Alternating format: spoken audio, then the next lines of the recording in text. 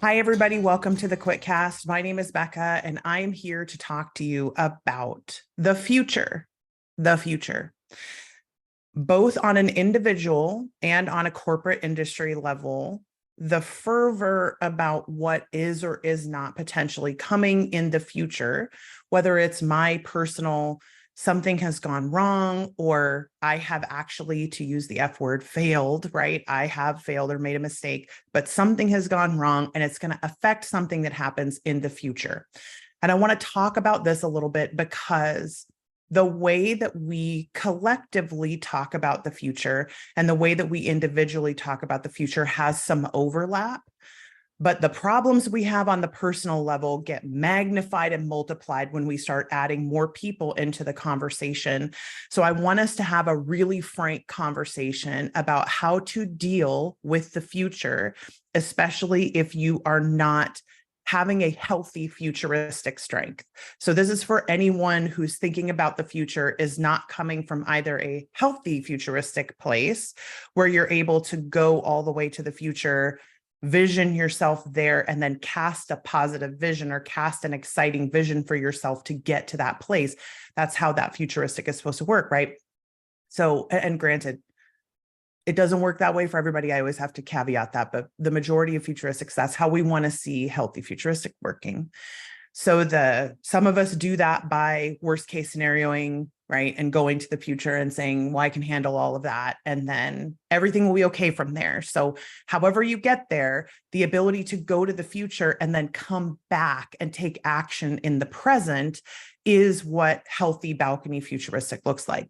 So I'm talking to everyone right now who is not in a place where they can do that about an individual situation, about a sort of familial corporate situation, or a industry corporate, right? Like anything that falls into this place where we are thinking and talking about the future, especially extrapolating about what might happen. And I want to talk about what is helpful in that situation and what is unhelpful, and hopefully how to fix both of those things. So here's what happens when we look at someone else doing a strength modeled behavior in a very healthy way. If you watch someone who's number one in a strength, and it is not just their strongest, but also potentially out of all the people who have that strength, that they are in the strongest of those people. When you look at what that manifests as in futuristic, it manifests as manifesting, which is essentially the ability to cast forward into the future, believe that that thing is happening or coming, and then take action today based on what's going on in the future. This is supposed to act. There's a way we're supposed to use this beneficially for ourselves.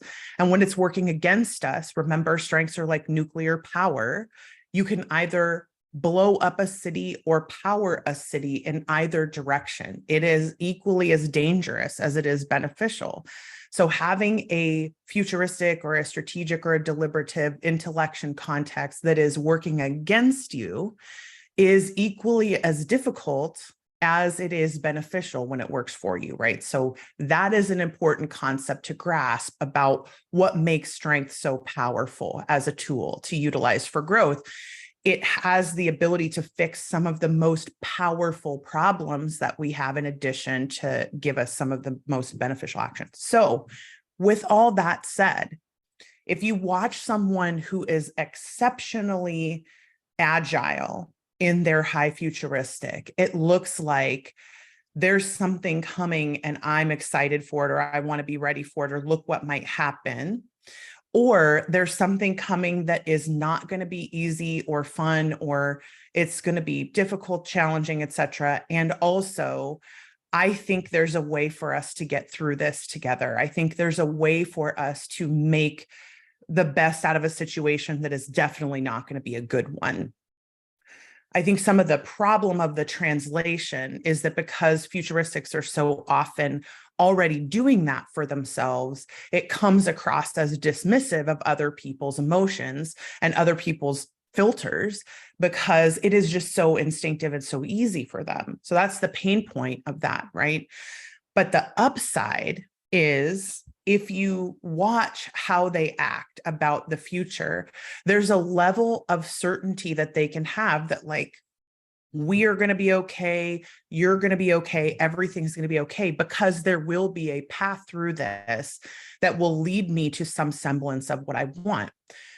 That is not, again, I have to caveat everything, right? With, like, there are always exceptions to the rule, but this is the general concept.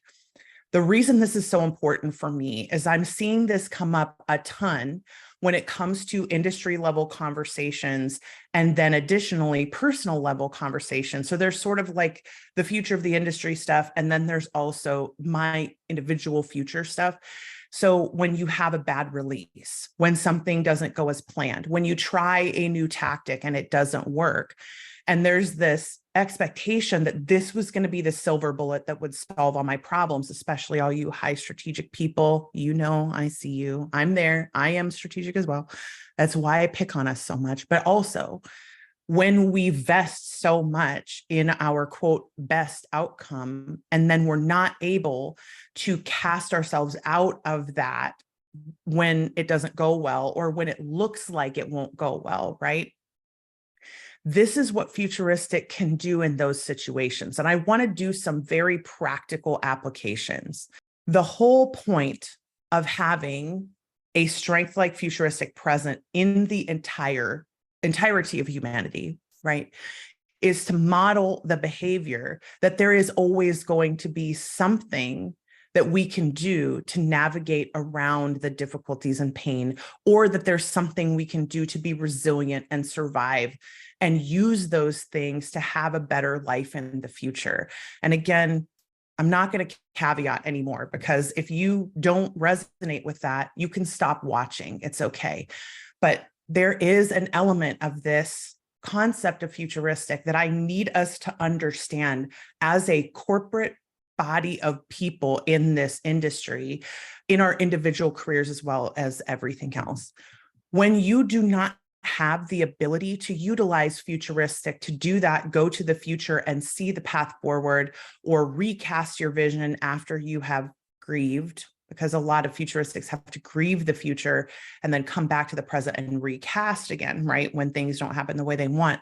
But what futuristics are able to do, what a lot of ideations are able to do, what some healthy strategics are able to do, is to tell themselves a different story other than the one they are afraid of having happen. So when we latch onto something that is the worst roadblock we can think of, or the worst potential outcome we can think of, and we allow ourselves to sit in that, we create a mental gravity in that makes us be obsessed with thinking about that. So I'm not saying it's not possible that that thing will still happen, whatever it is that we're afraid of, whatever failure has happened to us, whatever mistake has happened. I'm not saying don't be sad about it, don't grieve it, don't be frustrated.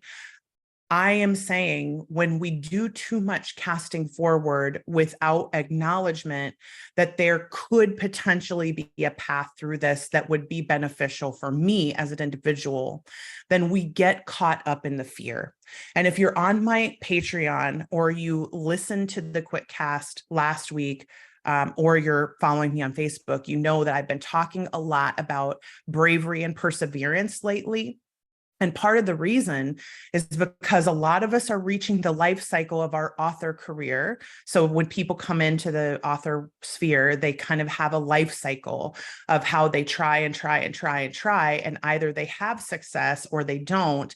And then how they react to not having success produces another set of life cycles where we're trying more things, And then again, if you take off, then you do. And if you don't, then you have to face that, right? There are only so many times that the majority of us can go through that experience before we really think that there is no possible way forward out of this thing. Whatever it is, right? The failure, the difficulty, the disappointment, the future thing that we're afraid of having happen, right? The biggest and most seductive danger in allowing fear to inhabit any of your thoughts about the future is that it is rarely helpful for that to happen, it usually produces the opposite of what you want it to produce, because fear is not meant to stop you from doing things that are scary. It's only meant to stop you from doing things that will kill you. And I wish we understood that on like a fundamental level, that fear is not meant to stop us from doing scary things. It's only meant to stop us from actual life and death situations. But the brain can't tell the difference anymore, because the majority of us, and again, not all, but the majority of us are not in actual life and death situations on a very regular basis. And those of us who are have a much easier time separating those two things. Because if you talk to somebody who's regularly in a life and death situation, they're not afraid of the same things because their body has regulated to a place where I know when that type of fear is necessary and when it isn't, right? Because the body does that. But when we don't regularly have that, we end up caught in these fear cycles where our brains are trying to help us handle the fear by taking action, right? Like that's what that response is meant to do. The fight, flight, freeze, fawn, whatever other F's are in that thing, those responses are all actions that are meant to help us deal with the fear. The problem is when the fear is unfounded, when there's something that we're afraid of having happen that isn't actually a life and death situation, our brain does not respond logically to those situations. It creates life and death scenarios where there shouldn't be them. And a lot of people are like, oh, my brain doesn't do this. I'm not in this fight or flight all the time. And I'm like, sweetheart, let me sit with you for 25 minutes and talk about, and we will find it. It is there. Everyone is doing this. And we all think we're not, because a lot of us are doing it so subconsciously and it happens so quickly that we're just not aware that that's actually what's going on. And because our brain is not made to be bathed in trauma all the time, we often normalize things that are actually really causing a lot of fear in our brains, and we don't realize it. Upside is fear can be really instructive when it is actually being helpful. When you are really doing something intuitively you know you shouldn't be doing, meeting a person that is not going to be good for you, following a leader that's not going to be good for you, whatever it is, when you are doing that and you know it, then you have that intuition, and that intuition can make you take a different path. But when fear is creating the path for you, right? When fear is saying, do this tactic because this is going to help you. This is going to solve the potential problem. Everyone who's doing this tactic is having success. And therefore, if I do it, TikTok, not to pick on TikTok, but just like that's one of the most recent ones, right? If I do it, I will finally have the success that I want. But that decision was made from fear, and we don't even realize it. And this is what I mean about how we relate to the future is so important. So many of us have no business thinking about the future. And I know that is a very harsh thing to say to people. Some of us, even who are high futuristic, have no business thinking about the future because our future thinking is not being helpful for us. It's actually hindering our ability to progress. It's hindering our personal development. It's causing more fear than it needs to. And we should be working on that first and foremost in our development, whether it's in therapy or if you're doing coaching with one of our coaches around this or whatever it is that you're doing. Skills development is the most important solve for this kind of thing, because if you remember the equation for strengths development, talent needs intentional time, right? Like you have to spend time on those talents that make up your strength in order to make them better faster. So development is necessary. We don't talk about strengths because we're just like, hey, you magically have all these amazing things and look at all this stuff you can do without having to do any work. No. Like you only get to reap the benefit if you put the work in. And that's the pain, right, of anything. It's not just strengths development. It's literally anything. You only get to reap the benefit if you put the work in, especially when it comes to personal development, right? But So many of us, when we are thinking about the future, whether it's our personal future or whether it's any kind of corporate future, we have no business thinking about the future because all we're doing is being afraid of it. And the fear is not being helpful for us. It is not being instructive. It is only causing more fear and more fear and more fear. And then we get into the rhetorical questions land, and we are not answering the rhetorical questions, because the bottom line is, and let's just use a personal example that we can extrapolate wider, right? Let's say I've tried everything that I can try, and I've thrown everything at my books that I can possibly throw at them, and I'm ready to count this pen name or this genre or whatever as a failure. If I am afraid that this pattern is only going to be replicated in the future every time I try a new genre, then it's going to keep me from trying new genres. That's not what it's there for. It is not there for us to be so afraid of what might happen that we stop doing the thing. What it's there for is to show us there's a skill we don't have yet. There's a resilience skill. There's a bravery skill or a courage skill, right? There is potentially a personal development skill. There is a fear coping mechanism skill. There's some kind of skill that we don't have that will make us move forward if we just allow ourselves to get into the groove of recognizing that fear is supposed to be helpful. Fear of anything is supposed to be helpful. Fear is supposed to make you turn to the source of what makes you not feel afraid anymore. It is not supposed to make you bathe yourself in fear constantly. This is the most frustrating part of doing the work that I do, is that I can see that there's an instructive level to the majority of the fears that are causing us to do this future casting. What happens if I never take off? What happens if my career is over? What happens if I don't get this dream? And this is going to sound so patronizing, and I don't mean it this way, but it will not kill you. It will not kill you. So it's better to try than not to try. But to be fair, those of you who are fighting back or yelling at the screen or have thrown the computer or phone or whatever across the room, I apologize, by the way. But those of you who are feeling very called out by this or very frustrated by this because Becca just doesn't understand how hard it actually is, how big the stakes actually are, I would say, yes, I do. I coach this every single day. I know exactly what the stakes are. I've coached people who had to quit, who had no other option to quit, but it still is just right now. There's future ahead of us that still is possible. No matter what happens, there always is future ahead of us that is still possible. If we don't remember to tell ourselves a different story other than the one the fear is telling us, then we are going to be only ever controlled by those fears. And when we're being controlled by fear, this is why the next project that I'm working on is all about FOMO. After we do the energy penny stuff, is all about FOMO, because we have got to learn how to address FOMO as a general industry. If we do not learn how to do this, it's going to kill some of us. It's already killing some of us. And I don't mean that literally. I mean it figuratively. It is damaging and hurting. And I don't know, maybe it is actually physically killing some of us. I don't know. I would assume so, because stress is such a big deal, the effect of stress on the body. But the reason this is so important to me is that it doesn't have to be this way. The more resilient we are internally, the more we're able to cope with the way that fear makes us feel and recognize it for what it is, rather than assuming that all of my thoughts are correct.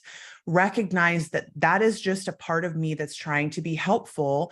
Thank you so much. It's so great that you're here. I'm glad that you're providing your perspective. And also, you are not correct, sir. This is not what is going to happen. And it's not that it can't happen. It's that even if it does happen, that is still not going to kill you. And therefore, you always have the option of continuing to be resilient. But again, some of us do not have the skills right now for this. And this is why I'm getting so sort of preachy about this, is we need the skills to increase. We need to stop focusing so much on the stakes of what is in front of us and of what might be taken away from us and what we might not get. And we need to start worrying about our inner selves a little bit more and caring more for our resilient minds. And instead of letting fear rule us, we need to talk back to the fear.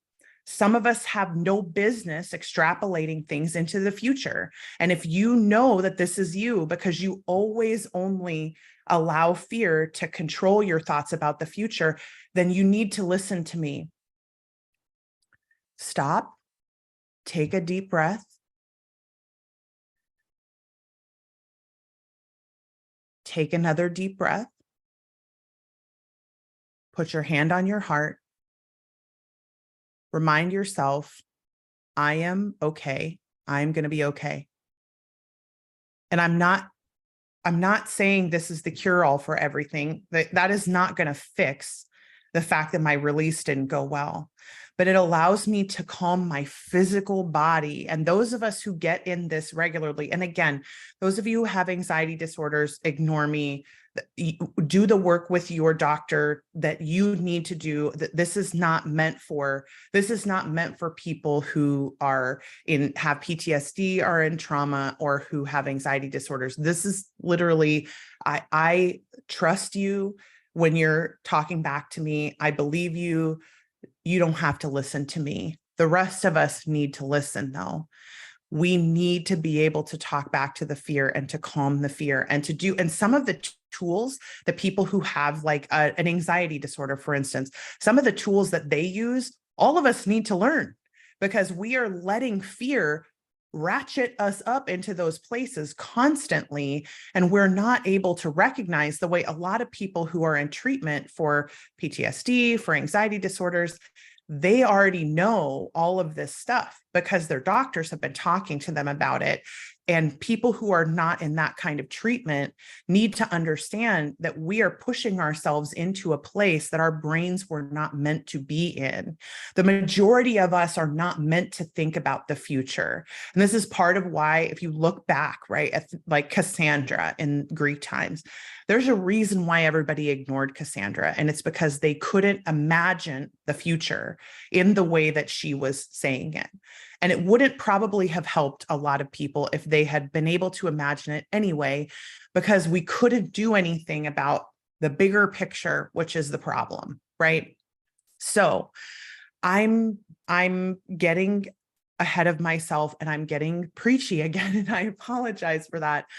But I really want us to consider the fact that when we are not made to have the go to the future, see what could happen, come back to the present, take the action and move forward into that action, we are probably not going to be helped a lot by thinking about the future in ways that create fear in us.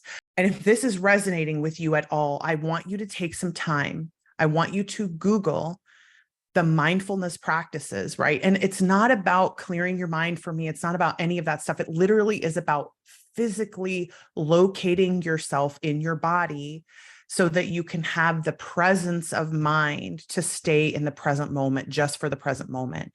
And I need you to trust me that it will also be okay to do that. Again, if you have anxiety disorders or PTSD, ignore me.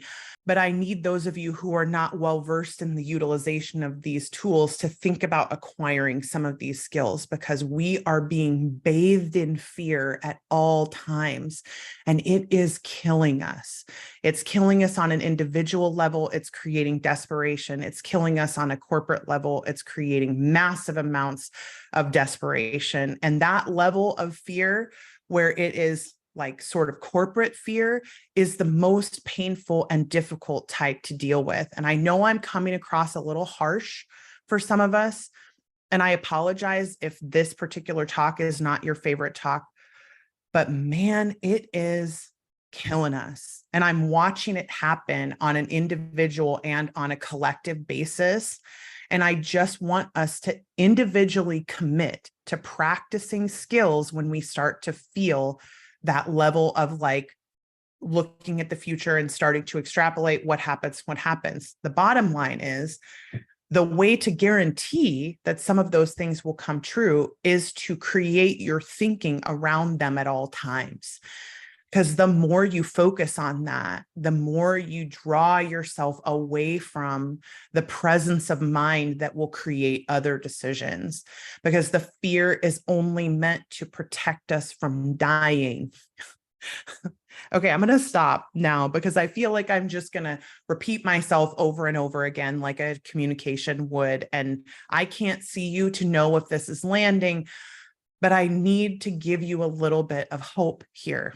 Because fear is not meant to stop us, it's meant to change us, right? It's meant to give us a different direction. When you feel that, you can be thankful for it and say, thank you, brain, for feeling that fear. And also, I think there might be a way through this. I think if I tell myself a different story, there might be a different way through this. And again, some of us need therapy and we need consistent therapeutic support to be able to handle these kinds of tools. But some of us can practice the tools on our own just by reminding ourselves. And this is, again, you're going to hate that I say this, but this is why joy pennies are so important. Because the whole concept of joy pennies is that we fill the coffers of the contentedness bank. And as the coffers continue to fill, joy is the entrance into that emotional cycle, right? And the end of the emotional cycle, positive emotion cycle, is security or contentedness. And the more we fill the contentedness bank, the more resilient we become. This is not about being Pollyanna. It's not about ignoring the bad things that happen. It's literally about moments, a single penny dropped into the bank that produces more and more contentedness over time and more security over time that allows us to be more present, which is the antidote to being afraid. Please, my friends, please engage in regular joy penny with me, right? Like joy penny making. As often as possible, be working yourself into, I noticed this thing. It's so cool. Every time I look at this smoky blue paint color in my living room, I get a joy penny every time. And that's the reason I put it there. There's something about that color that just makes me feel like my whole house is hugging me. And I need to be hugged right now, right? I'm in a new place. I don't have any local people here yet in community, and it's killing my connectedness to not have that. So every time I walk in the house and I see that color, or I see the retreat color in my office, which will eventually become my new studio. And I'm so excited to show you all the new studio. Is going to be so amazing. But the retreat color in that office feels like I'm in a mountain somewhere just on my own and breathing in cool air. And every single time I feel that, I remember what it was like to have that level of contentedness in my community. And I know it will happen again. I know it will happen again. And I'm someone who's lost community by no fault of my own more than one time because of outside circumstances that I couldn't control. But I always know that it will come back if I build it again. And that to me is the most resilient thing that we can do, is that remembering that it is possible for us to make good things out of super shitty situations, extremely, extremely bad situations. And that doesn't diminish the fact that they're bad, and it doesn't diminish our grief, and it doesn't diminish our pain, but it should diminish our fear. It should diminish our fear to know that if we want to have an author career for the rest of our life, we are likely going to have to become more resilient. So I hope that you're going to join me on this journey of resilience. And yes, we're going to talk about author success archetypes more. We're going to talk about vertical platforms again. We're going to talk about strengths. We'll talk about everything, but I'm not going to stop talking about fear and joy and contentedness just because some people are uncomfortable with it, that they don't like talking about emotions, because frankly, emotions are killing us. The listening to and the trusting our emotions constantly is what is killing us. And if we could find more ways to find contentedness, whether that's through a spiritual practice, whether it's through your own individual faith, whether it's through your relationships, whether it's through the work that you do, whatever it is that produces that feeling of contentedness in you, that feeling of solidarity, I need you to practice more of it on an individual basis. And we need to say no to the fear land more often, and no to thinking about the future more often. And we need to say yes more often to the present moment and to the contentedness and joy pennies and all of the resilience tools that are going to make us able to withstand the bullshit that's coming. And there is bullshit coming. So here's what I want us to do together. Make a regular practice of breathing, deep breathing. Make a regular practice of noticing joy things, creating joy pennies for yourself. Make a regular practice of doing things that make you feel like the fear has vacated the building. Because unless the fear is going to stop you, fuck it. And I apologize for swearing, but man, we let fear rule us too often. And the one thing I wish we would do is recognize that fear is a signal to turn to something for security. It is not a signal to swim around in it and make it our friend. And the more we swim around in it, the more dangerous it becomes. So I love all of you. I love this industry. I want us all to be in the future together. And I believe that it's possible, but it's going to be really, really hard. And it is not going to be easy and fun. It's not going to be paved with gold doubloons, right? It is going to be a slog sometimes, and it's going to be hard. And also it's going to be amazing because I can see it, right? I can physically see us all existing in more peace and contentedness together. I can see us all being more secure together and more resilient together, which is going to produce more success. And this is what frustrates me about having these conversations. If you can't monetize it somehow, it doesn't exist in this industry, in this world. And fuck that. I'm so sick of it. It is not about that. Everything that is good about us is produced out of the contentedness and security that we feel. Everything. We need more of it. So I'm going to keep yammering about this stuff. And if this means that you're not going to follow me anymore, because I'm not going to just ignore all the emotions and move them all to the side, I apologize. And I don't apologize for the message. I apologize for the leaving, because I don't like it when people leave when they have found something helpful here. But I do think this is the message that is going to need to be more consistently spoken over and over and over again. And I'm going to have to keep reminding us about it every once in a while. And I'm probably going to put something up on social media every once in a while that reminds us that the fear is meant to create action in the present, not to create more fear. Like the fear is not meant to stop us. So my motto of the year, and the one that I am moving forward into, it's also been the thing in my past, but the one that I'm moving forward into is, I'm going to do things that scare me. I'm going to intentionally do things that scare me. Because on the other side of the thing that scares me is the thing that I want. On the other side of the fear is what we're looking for. So here's what I promise for you. I will remember, we're going to do more action point stuff on the Patreon. We're going to talk more about how to create action.